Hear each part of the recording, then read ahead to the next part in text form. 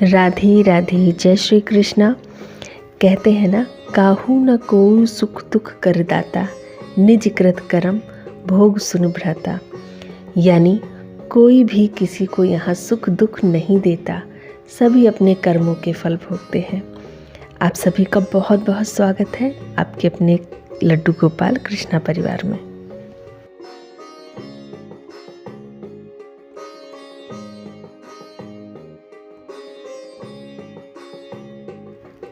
माधव जी की तरफ से आप सभी लोगों को ढेर सारा राधे राधे। तो राधे राधे कह रहे हैं तो राधे नाम की महिमा बहुत है, आप सभी लोग जानते हैं। एक बात और जान लीजिए कि जैसे राधा नाम का जो माला आती है राधे नाम की, हर कोई लेना चाहता है और सभी लोग चाहते हैं कि जैसे जब हम वृंदावन जाते हैं तो वहाँ राधे नाम की माला मिल जाती है, या कहीं भी तीर्थ स्थान पे जाइए ना तो आपको राधा नाम की माला मिल जाएगी। तो लोग चाहते हैं ना कि राधा नाम की माला से हम जाप करें, या राधा नाम की मेरे पास माला होनी चाहिए। तो एक बात का विशेष ध्यान रखना चाहिए कि जो राधा नाम की माला है, जब हम लेने जा ही रहे हैं या उनको लेके आ रहे हैं तो बस ये समझ लीजिए उस पर राधा नाम लिखा है। तो कहते हैं ना, जहाँ राधा नाम की महिमा है तो वहाँ बाकी बिहारी रहते हैं। इसलिए राधा की जो माला है आप उसको इतना पवित्र, इतने सही स्थान पे रखें। हम तो यही कहेंगे कि माला जाप कभी राधा नाम की माला से ना करें। क्यों? वो हमारे हाथों में लग रही, कभी गोद में आ रही है, कभी ऐसे नहीं करें। इसीलिए देखिए ना, हमने राधा नाम की माला को छोटा सा लिया जो अपने माधव जी के गले में पहनाते हैं। उससे अच्छा और उससे पवित्र स्थान क्या होगा? वो हमारी राधा रानी भी खुश है, हमारे माधव भी खुश है। तो ऐसे ही लें तो हम तो कहेंगे अपने प्रभु के लिए आप राधा नाम की माला ले लें, या प्रभु के साथ में उनके सिंहासन पे उस माला को विराजमान कर सकते हैं जिस पे राधा नाम लिखा है। आप माला पूरी नहीं ले सकते तो एक मोती भी ले सकते हैं, उस पे भी प्रॉपर पूरा अच्छे से नाम लिखा हुआ है राधा। तो राधा नाम ही बहुत है। आप वैसे भी लेके अपने कान्हा जी के पास रख सकते हैं, या उस एक मोती से माले को बना सकते हैं।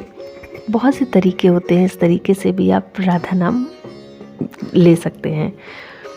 तो आज एक बात और है कि बहुत से लोग पूछते हैं ना कि लड्डू गोपाल जी को भोग कितनी बार लगाना चाहिए। कुछ कहते हैं कि 8 बार लगाओ, कुछ लोग कहते हैं कि 4 बार लगाना चाहिए, और हम देखते हैं कि कुछ लोग तो सुबह शाम भोग लगा देते हैं। सुबह दूध का भोग लगा देते हैं और रात में दूध का भोग लगा देते हैं, तो उनका वो हो जाता है। तो देखिए, ये सब अपने मानने की बातें होती हैं।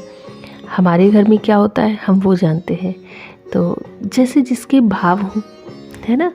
जैसे हम अपने बच्चों को भोग लगाते हैं, हम अपने बच्चों को भोजन देते हैं, या कह लीजिए बच्चों में भी तो भगवान विराजमान है, भोग ही लगाते हैं। तो जब बच्चों को भोजन मिलता है तो क्या हम उनको सुबह शाम ही भोजन देते हैं, चाहे वो छोटा सा बालक ही क्यों ना हो। जो बच्चे अभी दूध पीते होंगे वो भी बीच बीच में हर 2 घंटे बाद रोने लगते हैं, तो क्या उनको हर 2 घंटे पे हम दूध नहीं देते पीने को, है ना। ऐसा तो नहीं करते कि नहीं अब तो सुबह शाम कोई भोग लगना है, इसको बीच में इसको फीड नहीं करा सकते, ऐसा नहीं होता है। इसलिए अपने कान्हा जी के प्रति वैसा ही भाव रखें जैसे आप अपने बालक के लिए रखते हैं। और ये सिर्फ मेरे कहने से नहीं होता ना, कि हमने कह दिया और आपके भाव अपने आप आ गए उस तरीके के, ऐसा नहीं होता। किसी के कहने से कोई भाव नहीं आते। लेकिन हाँ, बस आप लोगों से एक यही है कि भगवान की सेवा करें ना तो दिल से करें, प्रेम से करें। प्रेम से की गई सेवा भगवान बहुत जल्दी स्वीकार करते हैं। और हमारे प्यारे से लल्ला का स्नान हो गया है। अभी मौसम थोड़ा सा ठंडा है, ना गर्म है ना बहुत ठंडा है, इसलिए हल्के गुनगुने पानी से ही अब भी स्नान करा रहे हैं। बिल्कुल ठंडे पानी से उन्हें स्नान नहीं कराया था। और बस अपनी माता जी को अच्छे से पोंछ देंगे जिससे पानी ना रहे, है ना माधव जी। तो इनकी अच्छे से पोंछ के फिर इनको वस्त्र धारण कराएंगे और प्यारी प्यारी सी मुस्कान के साथ आगे भी चर्चा करते रहेंगे। और जो सेवा सिर्फ इसलिए होती है कि वो सामने वाले ने बताया है कि भगवान के लिए ऐसा भाव रखें, तो हम उनको देखेंगे, अच्छा अरे मेरे बच्चे की तरह हैं, लाइए इनको ये भोग ही लगा देते हैं, अरे ये तो हम तो इनको बच्चे की तरह मानते हैं तो हम 8 बार भोग लगाते हैं। नहीं, ऐसा नहीं करना। जब आपका दिल करे, आपके मन में वो भाव हो कि उनके बिना आपके मुंह में एक निवाला भी ना जाए, तब आप समझ लीजिए कि आपने उन्हें अपना बालक मानना शुरू कर दिया है, आप उन्हें अपना लल्ला मानते हैं। आप ये सोचिए कि वे हमारे यहाँ तो हमारे माधव जी का इतना है कि हम तो पानी भी पीते हैं तो बस यही सोचते हैं कि जो प्यास लगी है मुझे, शायद मेरे माधव को प्यास लगी है, इसीलिए मुझे प्यास लग रही है। जब कुछ भूख लगती है या कुछ अच्छा सा चटपटा खाने का मन करता है तो मुझे लगता है ना कि शायद माधव जी को खाने का मन कर रहा होगा, इसीलिए तो उनको भी खिलाते हैं, फिर खुद खाते हैं। और जब हम नहीं, उनको जैसे कुछ चीज़ है बाहर है नहीं खा सकते, वहाँ तो माधव जी नहीं लेके गए, हम अकेले गए और हम खा रहे हैं वहाँ कोई चीज़, तो मेरे मन में हमेशा एक अंदर यही भाव रहता है कि जो मेरे हृदय में मेरे माधव विराजमान है, ये भोग उन तक पहुँच रहा है, जो हम खा रहे हैं वो भोग मेरे माधव जी तक पहुँच रहा है। आप ऐसा मतलब एक बार, सिर्फ एक बार ऐसा सोच के देखेंगे ना, आपके भाव ही बदल जाएंगे। आपको ऐसा लगने लगेगा कि हाँ, मेरे कान्हा ने भोग लगा लिया है। और जब इस तरह के भाव हृदय में आने लगते हैं तो भोग का कोई नियम नहीं रह जाता। ना 8 बार का नियम होता है, ना 4 बार का नियम होता है, और ना 2 बार का नियम रह जाता है। वो उसके लिए क्या होता है ना, जब उन्हें भूख लगेगी तब वो आपको एहसास दिला देंगे कि हमें भूख लग रही है, या जब उनका कुछ खाने का मन करता है, या जब पानी पीने का मन करता है, या दूध पीने की उनकी इच्छा है, तो वो स्वयं से आपको महसूस करा देंगे कि उनको किस चीज़ की इच्छा हो रही है, उन्हें क्या चाहिए है। और आप खुद में इतना बेचैन हो जाएंगे कि हमारे लल्ला को दूध पीना है, तो उनके लिए ग्लास में दूध लेके जाएंगे, या आपके अंदर लगेगा नहीं आज ये खाने का मन कर रहा होगा उनका, चलो ये खिला देते हैं। तो ये सब कहने से नहीं होता, ये अपने हृदय में ही भाव उत्पन्न होने लगते हैं, और ये तब होते हैं जब आप उनकी सेवा शुरू करते हैं। जैसे ये ऐसा तो है नहीं कि कोई कह दे और खेल हो जाता है तो हो गया सारा, ऐसा नहीं है। तो इसलिए आप पहले धीरे धीरे से उनकी सेवा शुरू करें। उनको जब स्नान कराएं तो बड़े प्यार से उनसे बातें करते हुए स्नान करवाएं, उनका श्रृंगार करें।